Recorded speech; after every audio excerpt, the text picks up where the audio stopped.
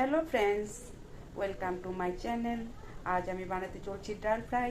ডাল ফ্রাইয়ের জন্য লাগবে আমার টমেটো কোচানো, পেঁয়াজ কোচানো, রসুন, জিরে, লবণ, হলুদ, গরম মশলা, কাঁচা লঙ্কা, তেজপাতা, শুকনো মরিচ।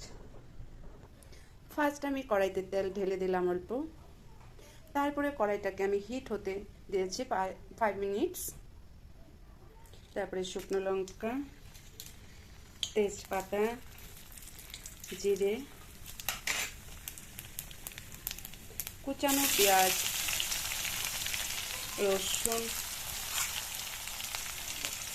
এটাকে নিয়ে নাড়াচাড়া করে ভেজে নিব।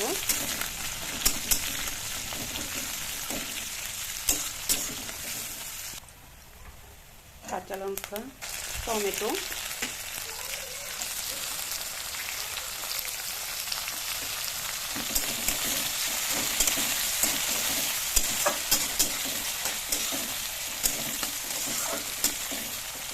স্বাদ অনুযায়ী লবণ দিয়ে দিব,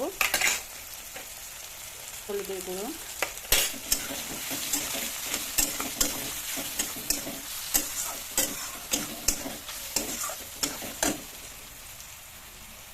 ডালটাকে ছেড়ে দেব। ডাল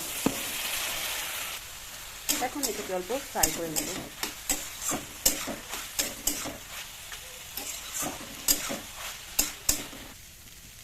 এখন এখানে আমি ফুটান্ত জল ঢেলে দেব।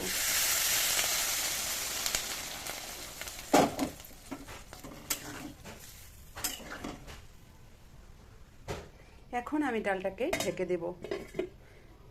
10 মিনিট ঢেকে রাখবো, আগুনটাকে কম আঁচে দিয়ে রাখবো। এখন এটাতে তরকারি যে গরম মশলাটা ছিল ওটা দিয়ে দিলাম।